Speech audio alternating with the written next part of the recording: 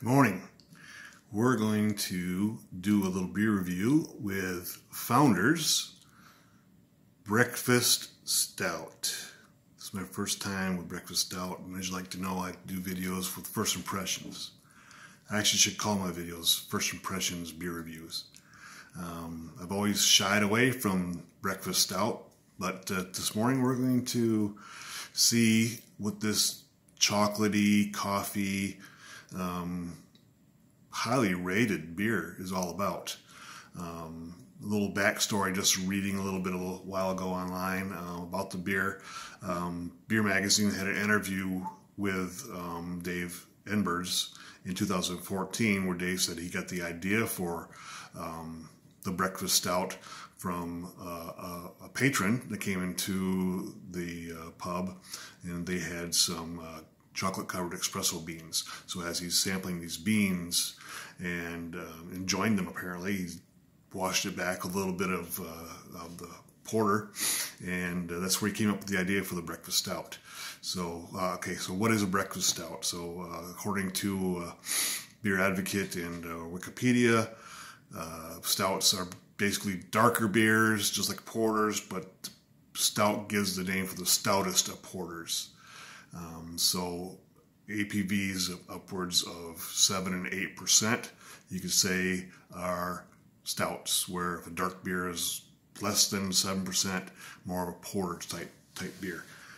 So Breakfast Stout, look at the label, it's kind of cool. I think that there's been some controversy about having a kid on the bottle of a beer. I don't really know how much about that. I think the artwork's pretty cool. A lot of Founders stuff is pretty cool artwork, so I appreciate good artwork on a bottle. So let's give this bad boy a crack it open.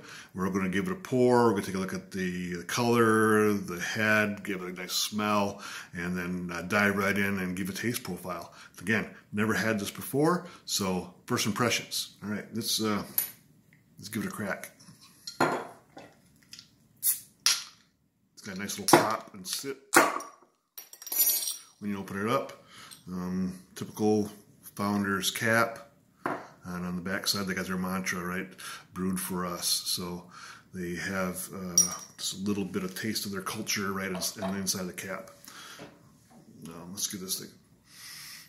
Oh yeah, definitely chocolate.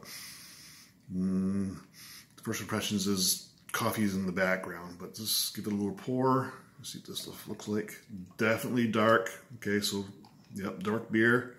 And let's get a little more aggressive here so we get a little bit of head on it. And that's a good smelling beer. It's not as overpoweringly chocolatey or coffee smells from the bottle, but yeah, I would say that was mild too, but you can definitely smell some of the malts. So I'm a little surprised at the malty flavor of, or malty smell of the beer, overwhelmingly more prominent than the coffees or the chocolates. Okay, so that being said, let's give it a sip.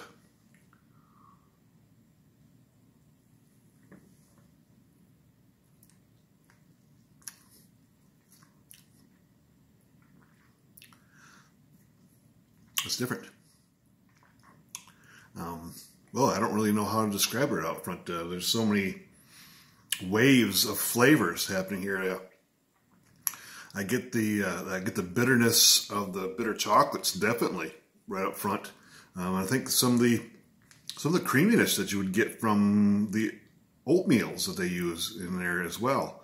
So yeah, that's a pretty interesting, good beer. Just give it another taste.